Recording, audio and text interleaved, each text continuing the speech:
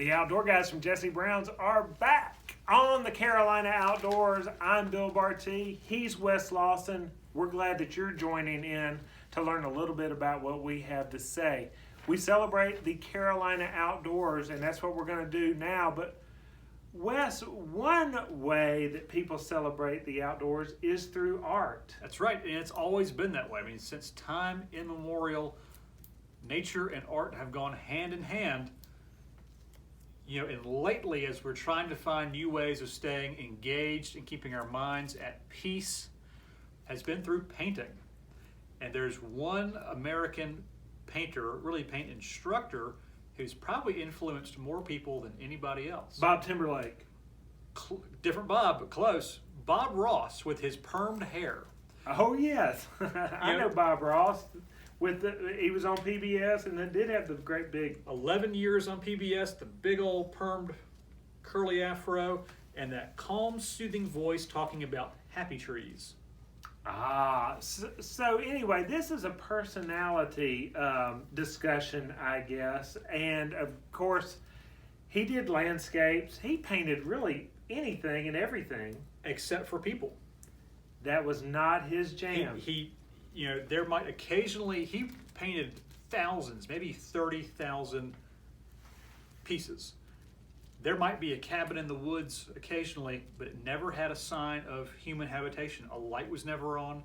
Smoke was never coming out of the chimney. It was always a very serene scene. Typically, it was mountains, maybe a stream. There's clouds, trees. One of the statistical websites, 538, broke down all of his paintings, thousands of them, and has the percentage breakdown of how many have trees, happy trees, clouds, mountains, all this kind of stuff. There are 0 with people.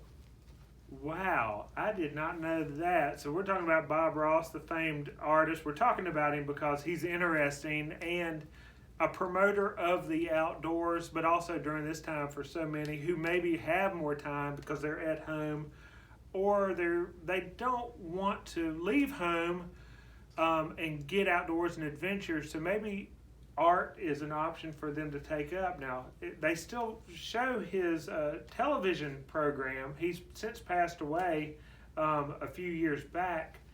But there are a few interesting things about him. Now, before he hit the fame portion of his career, he sold art supplies. He did. He sold art supplies for the Bill Alexander Paint Company. Bill Alexander was someone who taught this wet-on-wet paint technique where you're painting with oil, and before it dries, which is a lengthy process, you're painting over top of it, which is how Bob Ross could do a painting in a 30-minute segment, because you weren't waiting for paint to dry. Now, this technique has been around for hundreds of years, but Bill Alexander mainstreamed it. Bob learned to paint he learned really to paint that style from him and then sold art supplies. The show, The Joy of Painting, was designed to promote the Bob Ross line. It was his company that he started with one of his fellow art students. Kowalski was her last name. But he didn't make money, allegedly, from the show. It was all trying to sell his books, his paintings, and his tapes. This was the age of VHS tapes. But before that... It sounds very familiar to the Carolina Outdoors and Jesse Brown's. Pretty similar.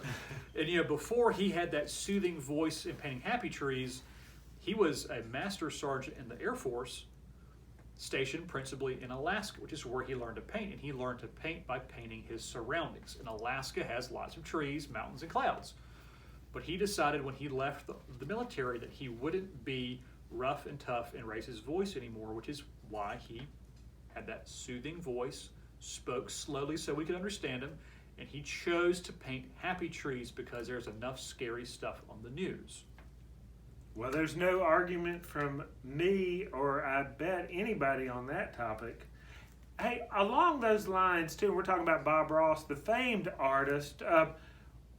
What about that afro? Because lore has it that he was not a fan of that big afro. And just imagine, many of you can Google him. We will post a picture of him on our Facebook page, Jesse Brown's CLT. Go check that out. But lore has it he was not a fan of his own afro. Yeah, before that, he had a high and tight crew cut. He was in the military for 20 years, his adult life. And he kept that for a while, but he was traveling, selling his teaching methods as a sort of on-demand tutor, giving classes, but then also selling his books and his painting supplies. And frequent haircuts were too expensive, so he grew his hair out and permed it to save money. And then it became sort of his likeness, and he felt bad getting rid of it. But he never liked having that hair, but he kept it for decades. Wow. Well, and he turned into a painting or an American icon, both, really, with that afro and with that television program that went for 11 years. 11 years. And he sold a lot of product through that. And his YouTube channel hit 1 million subscribers in less than a year. And this was several years ago. I mean, many years since his passing. Probably 20 years or so since his passing. People love watching his show, either to learn to paint or to calm down or for a good laugh sometimes, because it's so out of the mainstream now. But if you practice, you could be like Bob Ross and paint a wet-on-wet painting in less than 30 minutes. Wow. Well, hey, if you do, send us a picture of that painting so we can post Absolutely. it up. You can send it to Bill at jessebrowns.com, Bill at jessebrowns.com. You can put the S on there and it'll come right to us. We'll post it up on our Facebook page as well. Absolutely. And enjoy having that interaction with you out there, the Carolina Outdoor listener. Hey, we're the Outdoor Guys from Jesse Browns. He's Wes Lawson. I'm Bill Barty. We're going to take a break and come back talk about one other outdoor personality, a doctor that's not a doctor. Plus, Mom Day, hiking and fly fishing, and why it has picked up speed in the outdoor realm on the outdoor program with us, the Carolina Outdoors.